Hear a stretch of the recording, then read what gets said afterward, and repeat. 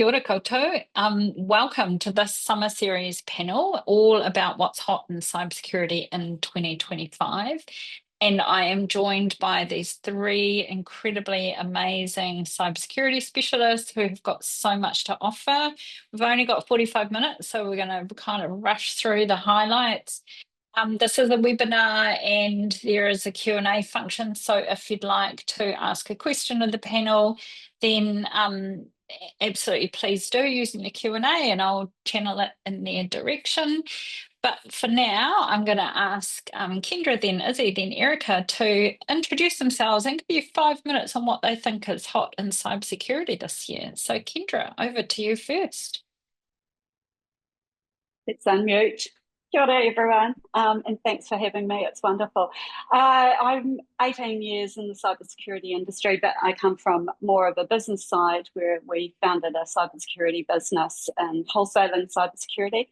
But I sat on the search board and I have started 2 communities and an awards in the cybersecurity space. And now I have, for all my sins, gone into a startup called Onwardly and back in startup world. So super, super cool. In terms of the environment and what it looks like at the moment, I thought I'd talk to the geopolitical sort of side and maybe the global aspect around legislation, if that's okay, because it's probably the others are more, well, certainly Erica will talk on the technical side to cybersecurity. But, you know, what we're seeing is, of course, that heightened area around geopolitical where it's being used in terms of warfare. And we're seeing an incredible amount of activity out of some of the countries like Russia and China, North Korea and Iran. And, you know, each has a different reason behind why they're active in this space and acting as bad actors. You know, for Russia, it's always been about causing chaos and destroying democracy, but now they've got a war to fund. So it's very much about making money to fuel that war. So we see the increase in ransomware across the globe, and it's a huge part of the economy. From Russia, you know, we can trace back and attribute a number of the ransomware gangs to Russian proxies who are actually funding that back into war efforts. And then if we look at China, you know, that was always about IP, stealing IP. But now when you think about some of the mega data breaches, AIs need to be trained on data, right? So where do they get large volumes of data when they're such a closed society? Well, data breaches are fueling the training of their local LLMs, which is completely, or very, very concerning. And we're also seeing from a cyber warfare, China sitting inside infrastructure across the world. So last year we saw it with Bolt Typhoon, where they were sitting inside US critical infrastructure and also the allies. And again, really concerning because they were things like ports in Guam or ports across the US, water, all critical infrastructure that if they escalated in any particular area, like say they decided to do some aggressive moves around Taiwan, then they had the ability to impact US in the way of not being able to get troops out of ports or to impact civilians and put some pressure onto the US that way. More recently, we've seen Salt Typhoon, where it's sitting inside the telco infrastructure across the US. And that was concerning around the elections because they were listening to large numbers of identified politicians. And that was not just one, but I think we're up to 9 recognised telcos at the moment. So, you know, very, very concerning. And then, you know, if we think about North Korea, well, wow, you know, they've got to fund a rocket and missiles. And, you know, they are some of the largest bad actors in terms of breaking into crypto exchanges and banks because, again, it's all about the money for them. And we're starting to see quite a concerning sort of move around the fact that they're using remote workers in large organisations. And we've seen videos of interviews where there is a software engineer required and they're obfuscating their face. And it's really, really hard to tell that that's not a human person, using deepfakes for the interviews. So there's a disturbing trend there. And then on the other side, from a legislation point of view, what we're seeing is the European Union, the UK, Australia, USA, and the likes, our allies, who are building out much stronger legislation around cyber resilience. And we've seen the EU enact their act, and that's now actually moving away from victim blaming to holding vendors responsible. And there are now mandatory levels that both hardware and software vendors must reach. In the US, there's actually voluntary standards around hardware, and they're using that as an export incentive. So buy our product because it's actually, has gone through some mandatory testing. So New Zealand, just to wrap up very quickly, New Zealand is well behind the ball in terms of what our allies are doing around the world. Powerful stuff. Thank you. Thanks, Kendra. That's a great intro and great to set that scene. Izzy. Kia ora koutou, and thanks, Vic, and my colleagues on the panel. So I'm Izzy. I have had I feel like everyone in security has an interesting entry into security, but I, like many of my peers, also had an interesting entry into security. So I spent a decade in PR before I was on the establishment team at CERT New Zealand. So I'm now 8 years into my kind of time in security. I still kind of consider myself a comms person at heart. You can take a girl out of comms, but it turns out you can't take the comms out of the girl. And so I really like to kind of straddle those both sides of security and bringing security to everyday people. And that's kind of what I wanted to touch on in terms of 2025 trends as well, because I talk to a lot of everyday folks about security and how it impacts their lives. And they hear a lot of the stuff, right? Stuff about the geopolitical climate, stuff about AI and, quantum computing and, these kind of big, scary, hairy things. But the reality now, as it was, 8 years ago when I joined the industry, the issues and the controls are largely the same. And it's bringing people back to basics and also letting people know that doing small things are going to make a real difference. That actually there's so much overwhelming noise, particularly in cybersecurity. We hear a lot about things like ransomware. There are major issues around supply chain vulnerabilities and the products that we as everyday users use. Internet of Things is a huge thing in our homes and in our workplaces. And it can be really overwhelming to consider how those things impact people as everyday users. And so I have a kind of a pool of people who I test ideas on, and they in turn, as I'm sure everyone on this call has, people who come to them for free security and tech advice every day of their lives. My sister calls it boom support, and that is my job. And it's scary stuff, right? Because the things you read in media, the things that you interact with online bring to you these really big issues. And I think my main concern for 2025 is that overwhelm, is that tsunami of information, when actually the controls that help keep you safe are the same things as always. So they're, thinking about where you put your data, using good controls like password managers, all that boring stuff. It turns out it is actually quite useful, annoyingly, because you do have to put the time in to use them. But regardless of the threat, by and large, the controls that we require, they all come back to that same home base. And so my kind of 2025 hot take is actually, let's go back to 1995. And let's think about, just the really basic measures that we can take to help ourselves stay safe and help our community stay safe as well. Thanks, Izzy. You're not old enough to throw us back to 1995, but that's a whole different conversation. But that's great to kind of bring it back to what people can do. Erica, what is your hot take for this year? Yeah, and I'm actually realizing, like, listening to Kendra and Izzy talk, it's each of us have like our own perspectives on this, because Kendra opening up from the much vaster like global societal impact of some of these trends, and Izzy taking us through like the everyday, like the experiences that all of us will have individually, and like My hot take sits in the middle. My background and what I currently do, I'm a co-founder of a cybersecurity product company called SafeStack, focusing on teaching teams about secure development, so incorporating security into everyday workflows of people who create products. And I also do heaps from like the security leadership side and running security engineering teams, security operation functions, etc. So my hot take that kind of sits in between both of those is the impact on the organizations that we run and the organizations that we build.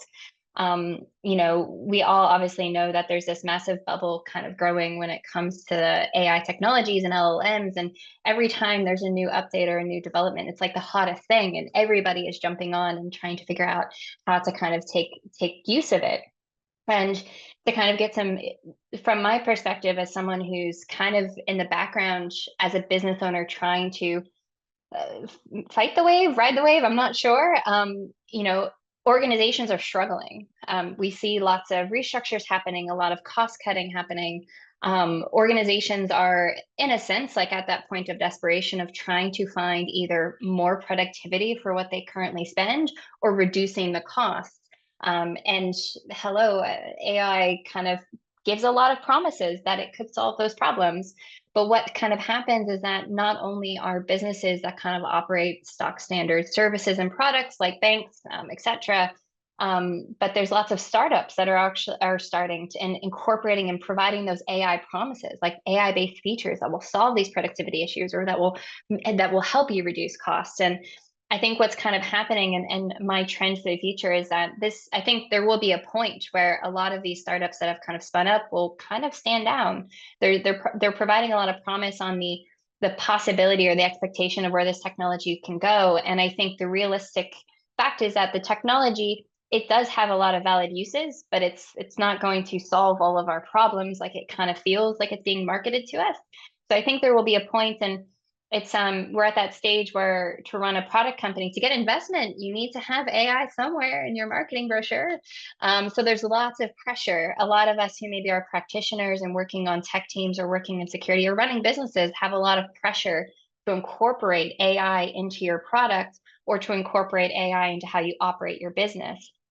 So I think that trend is really going to continue, but I think there will be a point where we kind of realize that, hey, actually, this is the points of maturity of the technology right now. And this is where we need to operate. We can't keep promising these things above and beyond. Like, we're not going to magically pull productivity from the air. We're not going to fully replace people and headcount who are producing actual output with a computer.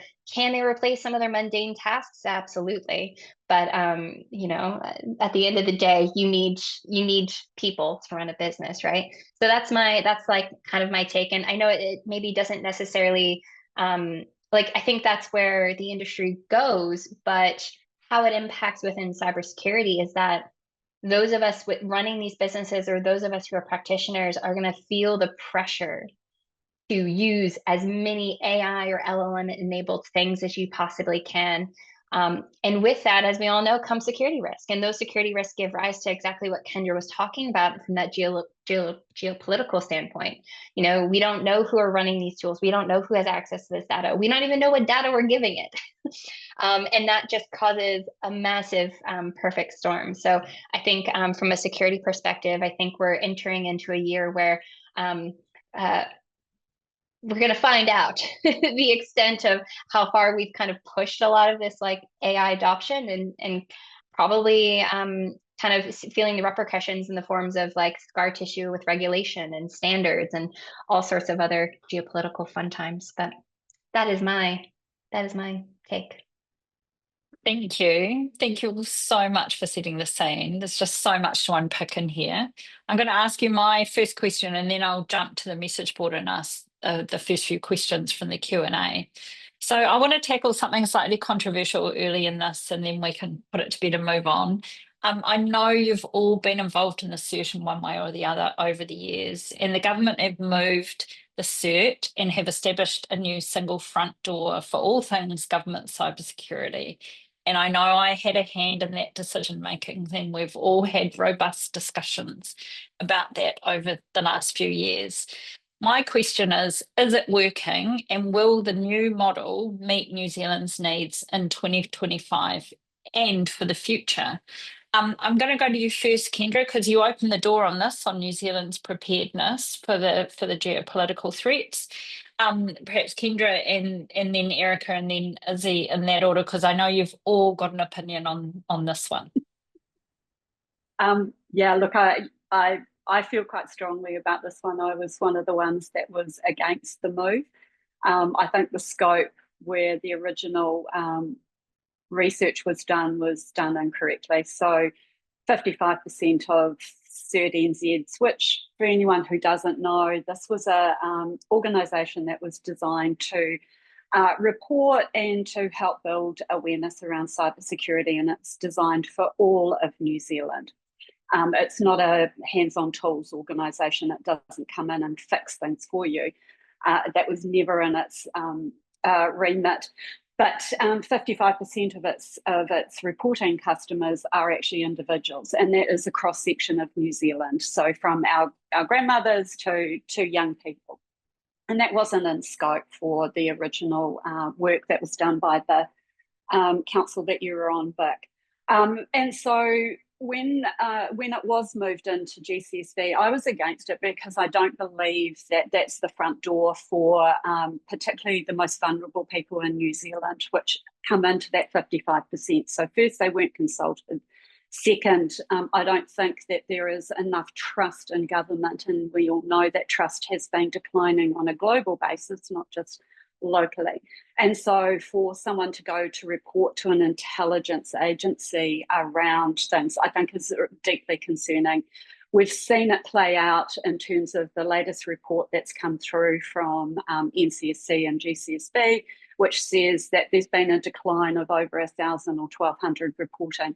Now, that's deeply concerning because we know that cybercrime and scams and things have not declined in this time. If anything, they have escalated very, very fast. So if we've got less reporting, we're collecting less information and less intelligence, which then are the foundations for policy and making decisions around what we should do.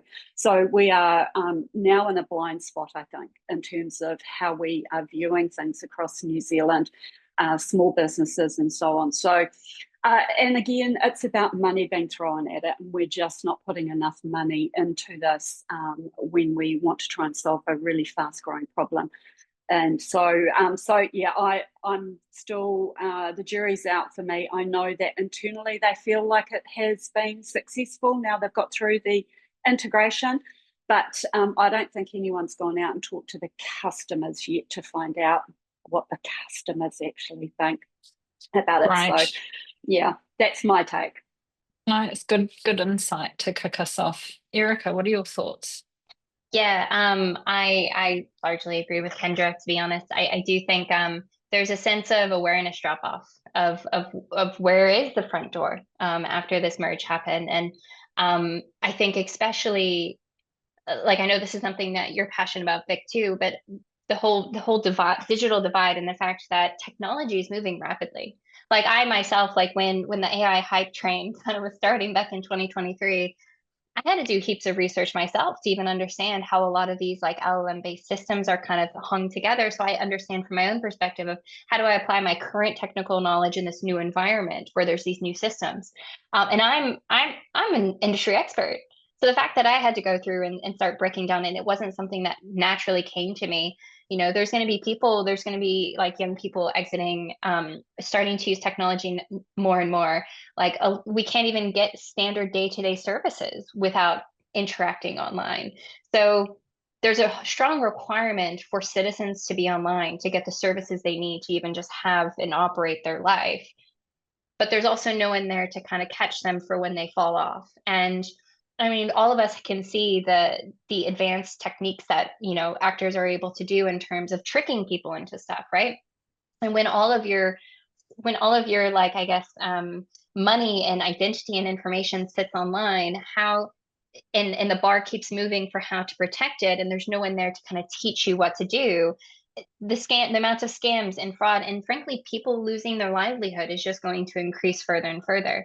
I mean, you can see some of like the the FaceTime messages, pretending to be like your loved one and begging for money. Like those things are real, and that hits at that emotional level that people just can't be like, they're just persuaded, right? So when with the likelihood of people falling victim to things and us requiring them to be online, but also requiring them to be safe online, and no one there to provide them guidance as to how to do that, the amount of scams and problems and issues is really going to start to pile. And if we don't have that central agency, which I frankly don't think CERT New Zealand is operating as anymore, then we're going to find ourselves in a really terrible situation. So, thank you. Thanks for that perspective. Izzy, what are your thoughts? Welcome to the echo chamber. I totally agree with the rest of my panel. I spent 5 years at CERT. CERT is a really important part of my history as a security practitioner. And the thing that I think we're missing here that hasn't been covered is that CERT New Zealand was always different to the other CERTs. It was always considered to be something that was for an entire community.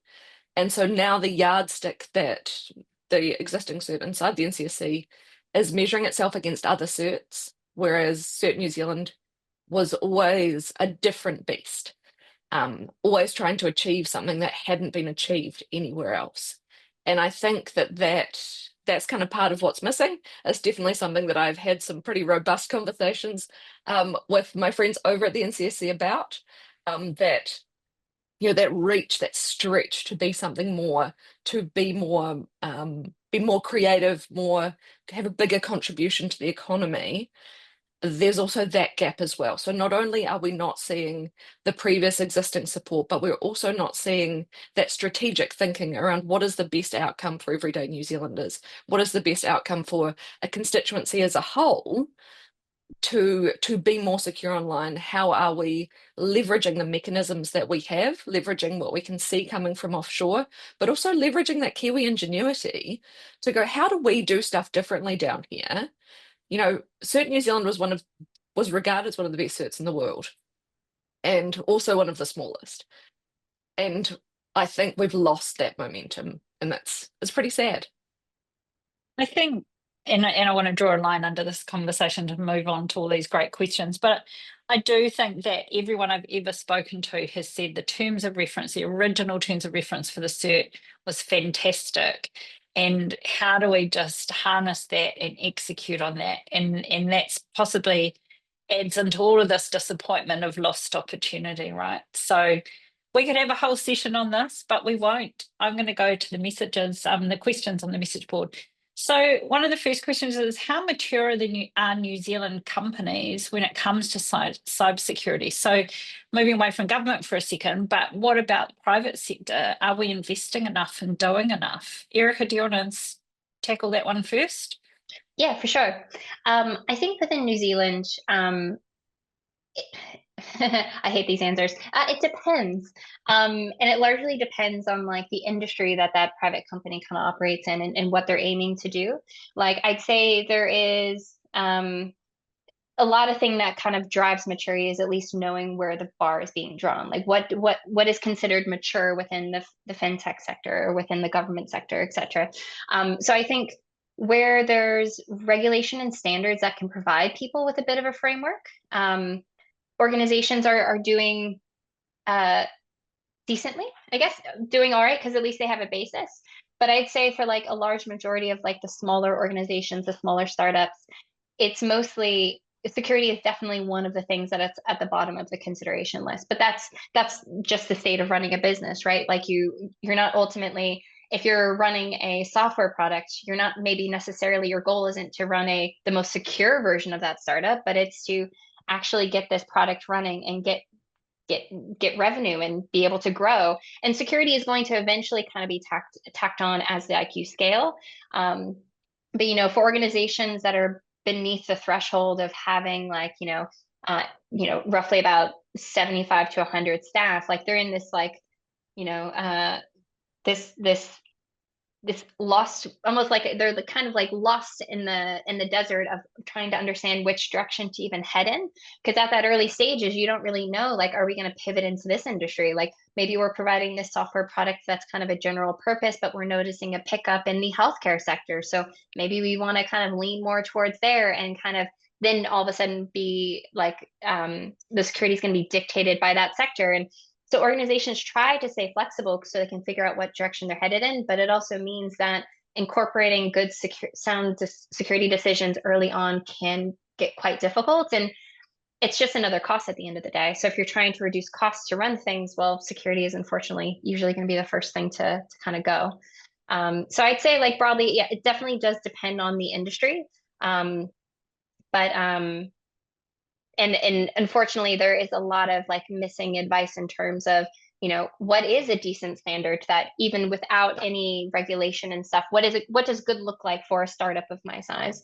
And that's something that I think the only people giving that advice nowadays are going to be like private companies, like the product company that I have, for example, because there's not that public, that external advice of, between here and ISO 27000, where do you draw your bar? Because that's a pretty big gap, right? So yeah. Thank you for that. Kendra, just quickly on that, is it just the smaller businesses that aren't investing enough and are grappling with this challenge, or is it the top end of town as well? I think, to carry on from Erica's, it is industry specific. And so if there is a regulatory compliance need, then we find that they do it really, really well. So if we look at the banking sector, but then again, not all things are equal, and not all budgets are equal across there. And but yes, when we start to get into the medium to small side of things, then the maturity really does slip. And again, because there's very little regulatory or compliance need to do it, it is an afterthought. And so we see that most baseline is zero for a lot of companies that we talk to. Or that I've interacted with. And part of that is probably an industry problem, because, hey, cybersecurity sounds really complex and really hard. So we've done ourselves an injustice, or it sounds really expensive. And that's a big part. And to be honest, some companies will make it look complex and hard so that they can charge a lot. But then to Izzy's point, when you think about some of those common baseline hygiene factors that you can do yourself, and look at the CERT Top 12, or you go to the Essential 8 in Australia, you can do some of that stuff. But it is, again, Izzy's point, we in the industry get calls from family and friends. My builder called me just recently to have a conversation about stuff, which was to do with his email being unverified. But he didn't have the skills or capability to understand that a DNS Cloudflare thing had changed at his website host. And so we also end up with lots of disparate people providing service and not one holistic sort of thing. And so it gets really tricky. So I think there's such an opportunity there for people to do end to end. So if they're a website builder, manage the email for your customer as well, and manage their Outlook and Office and things. So try and consolidate stuff to make it easy, and start very gently and softly with the cybersecurity. It is a journey. It's not a point in time. So just, add a few little things in there that are basics, and start the journey. Yeah, that's my great. That's a great answer, especially with the complexity, right?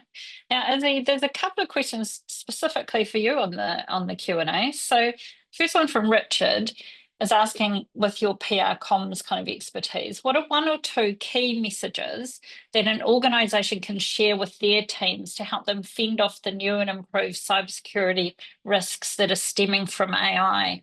E.g., more phishing emails may be harder to spot as AI helps to improve the cyber criminals and their grammar. Have you got any key messages for companies to talk to their staff? I hate to be an it depends kind of person, but I think that with my comms hat on, organizations are also different to each other. So I think the first thing I would recommend is talking to the people whose job it is to talk to people inside your organization.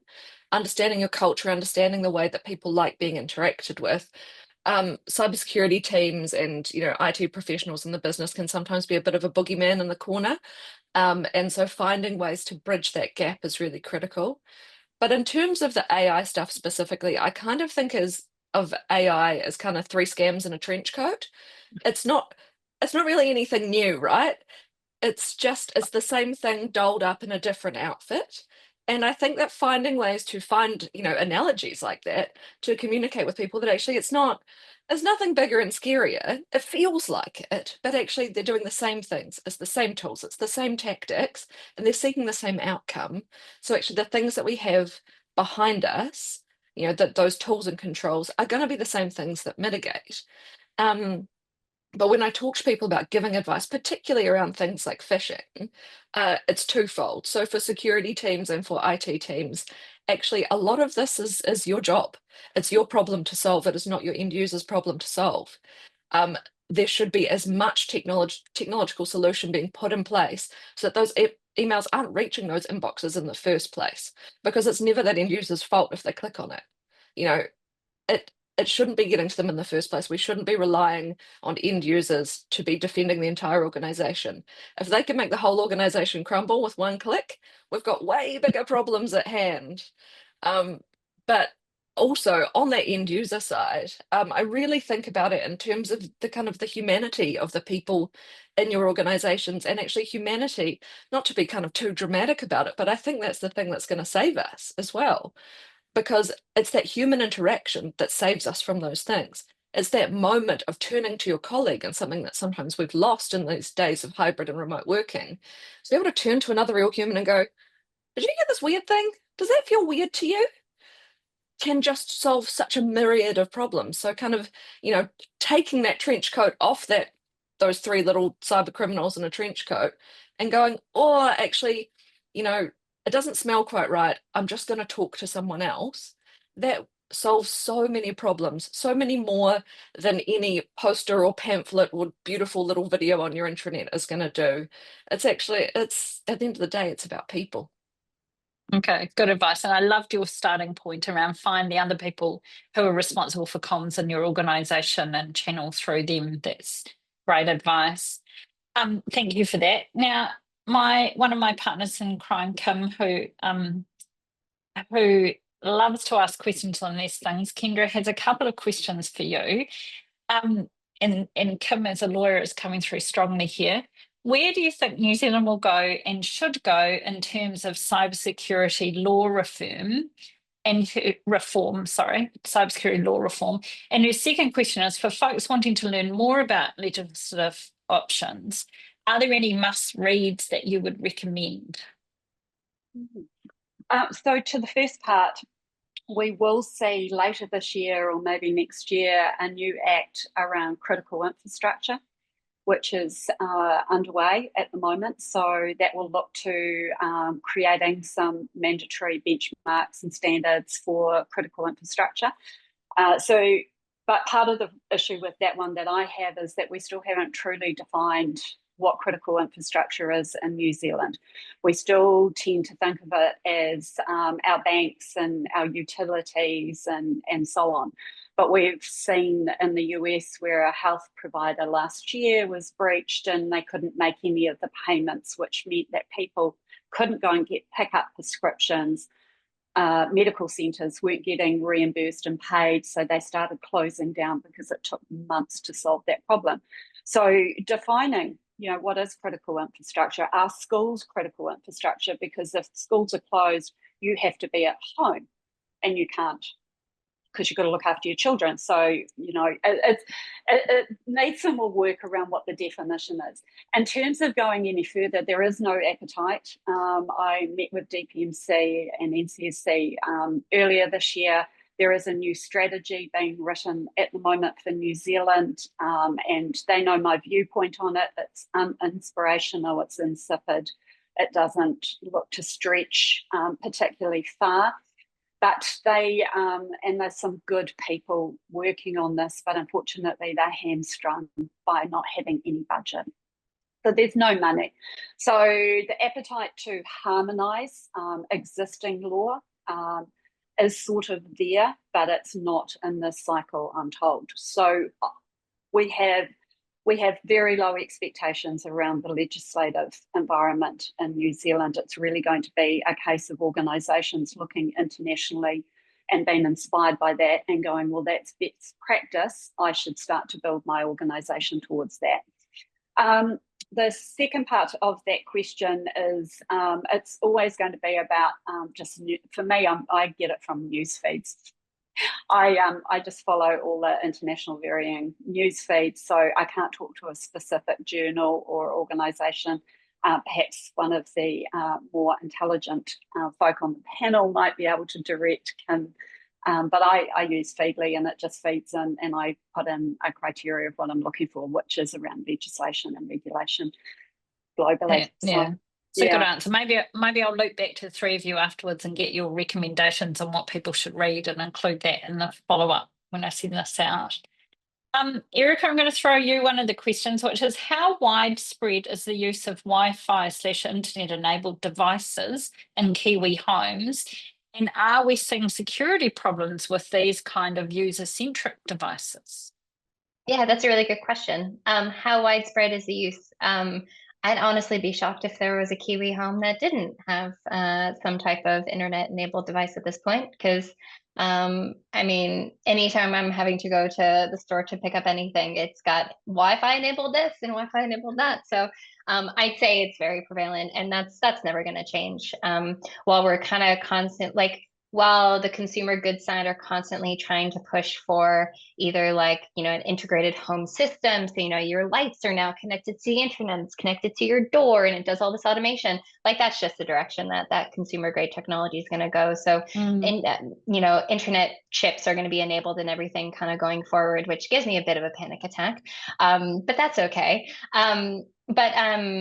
What makes that a widespread problem kind of comes back to, I think, something that was mentioned right at the very beginning when it comes to supply chain and just the consumer, the laws and the expectations around the people who produce those goods to actually maintain them, which there have been efforts globally to try and push for some sense of almost like a health check or some type of system to ensure that there's a bit of maintenance, but none of that actually kind of got legs or kind of got momentum. We kind of switched gears to the next hottest thing.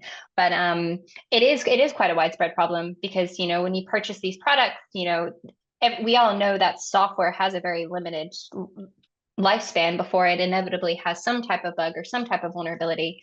And a lot of the technology that software is made up of is not just specifically used just for your smart fridge. It's shared libraries globally. So when those libraries have flaws and quite critical flaws that allow people without much skill or technique needed to gain access to a system that's running that library, you need to all of a sudden start doing mass updates and mass patching.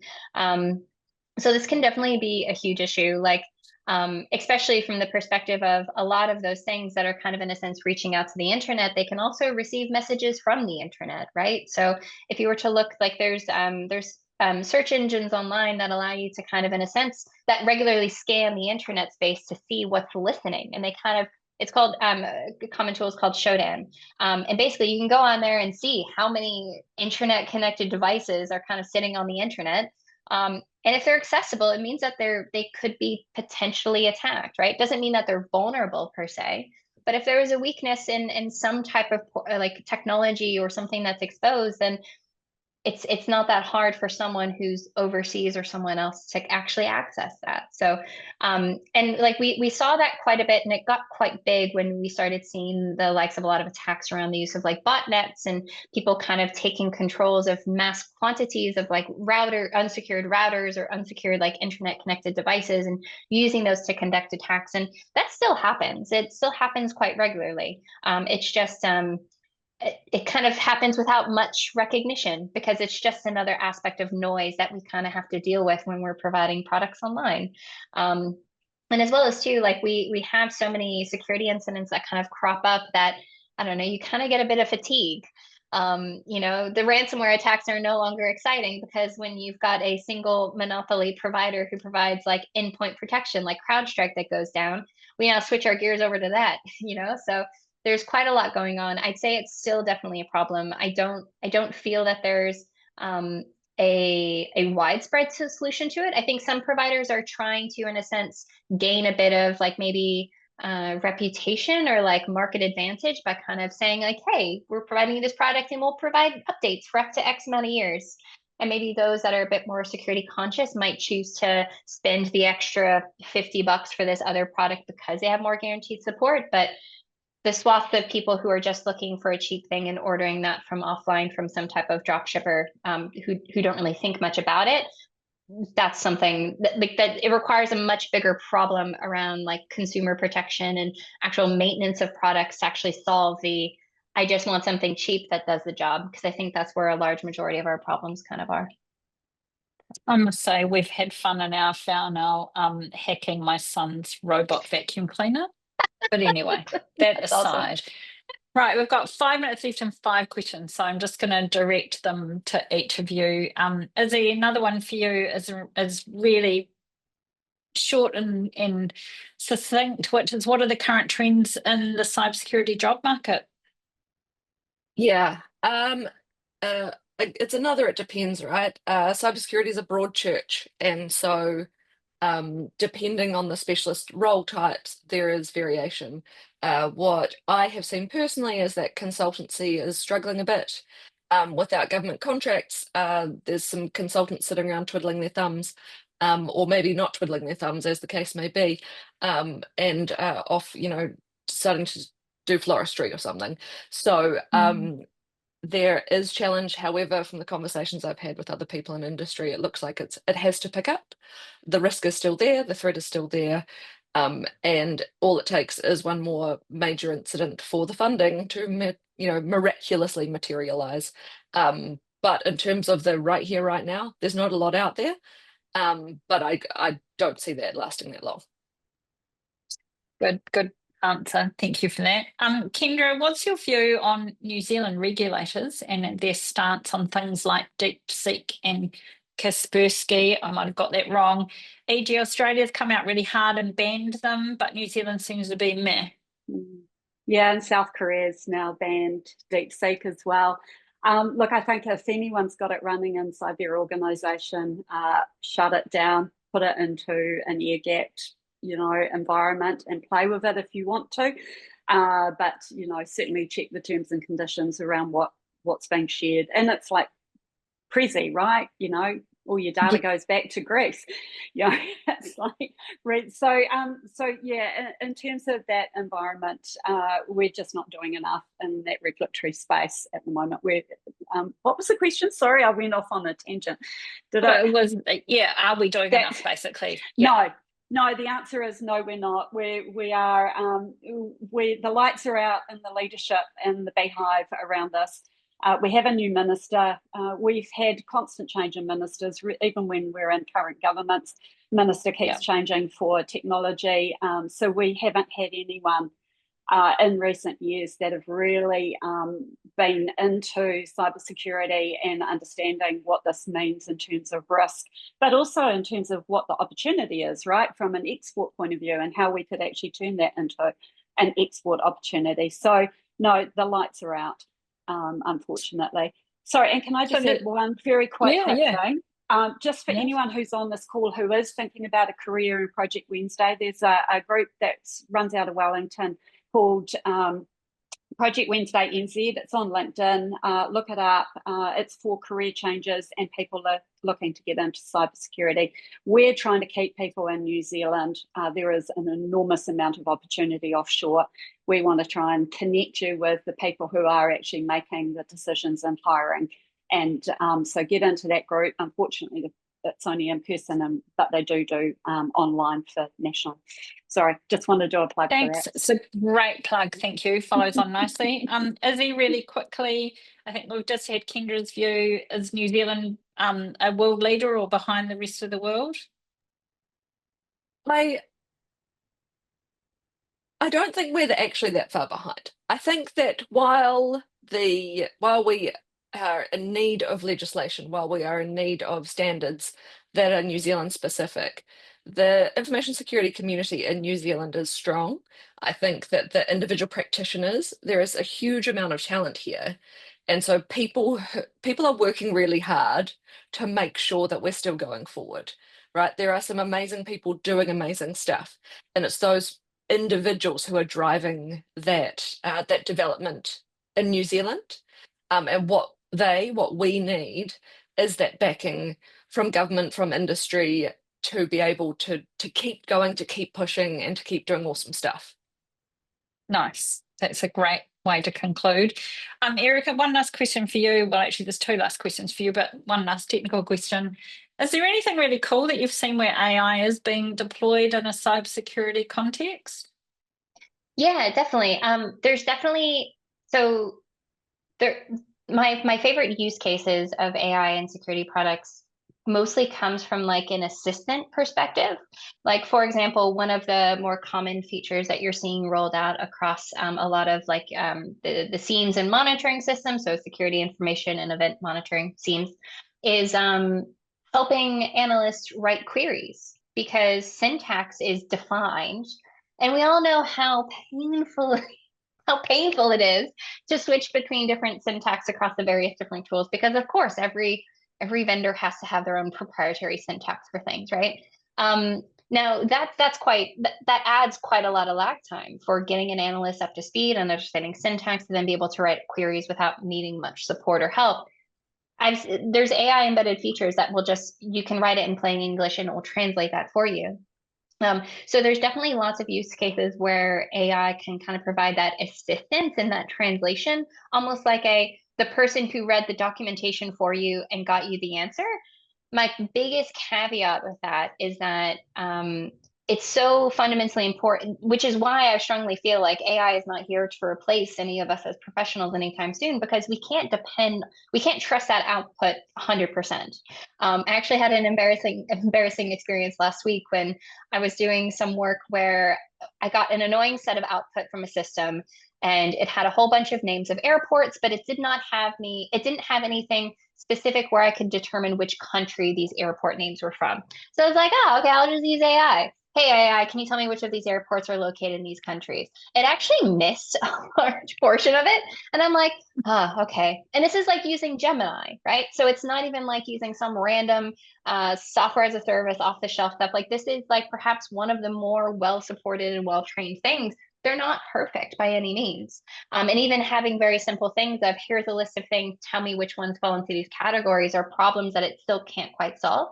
Will it get there? If I asked it next week, would it answer the question? Probably, but it's going to take a long time for it to learn a lot of like those assistance-based questions.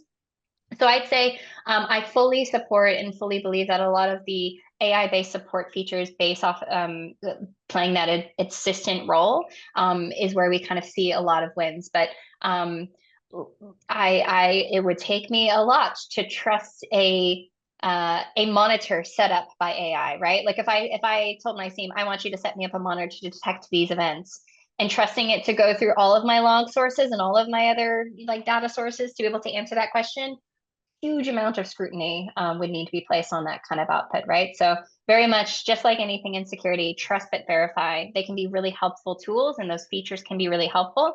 And they can help you avoid having to read things maybe, but there's a big trust but verify stance at the end of it. Thank you. Look, thank you all so much for this. Erica, the last question, which is personal for you, is what's the meaning of the number 7 on your door? Yeah. And I'd have to say, after years of looking at that number 7, I've never thought to ask you that question. It's a reference to a video game called Portal. It's the sign that you see in the Aperture Laboratory. So I made it out of, I made it myself. That's But brilliant. it's a game reference. That's brilliant. Well, thank you all three of you. This has just been fantastic and really informative. Thanks everyone for sticking with us. We've gone 5 minutes over time. I'll get some links and more reading from these three to share when I send a follow-up email. Really appreciate everyone's time. Hope you've learned something about cybersecurity this year, and enjoy the rest of your days. Ka kite.